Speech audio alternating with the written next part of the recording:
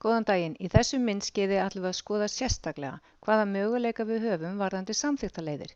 Hér er ég inn í skjali og ég er í flipunum aðilar og hér sjáum við tvo reiti þar sem við getum sett nöfn eða nöfn á hópum. Þannig að hérna í samþykkjendur þá getum við verið með hóp þar sem eru nokkrir og líka valið nöfnu við viljum. Í ábyrgðarmannsreitnum erum við alltaf bara með eitt nafn, en það gæti staðið þarna mannustjóri, þannig að það var auðvelt að skipta ef að nýr mannustjóri kæmi. En nú skulum við opna þetta skjal hér, þar sem ég er búin að setja upp mismunandi leiðir. Við erum með þriggja þrepa leiðina sem ég ætla að byrja á því að segja ykkur frá hvernig er.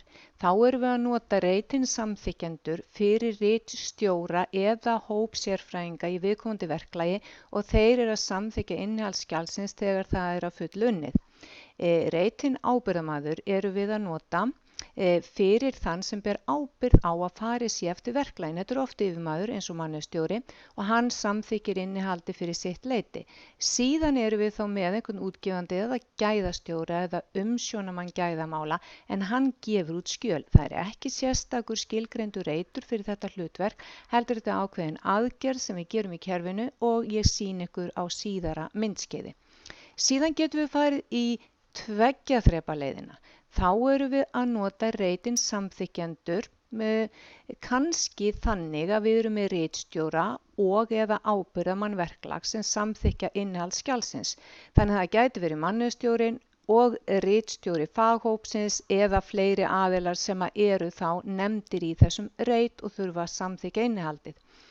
En reitinn ábyrgðarmaður erum við þá að nota fyrir gæðastjóran eða umsjónamann gæðamála. Hann samþykkir sem ábyrgðarmaður og gefur út skjöl.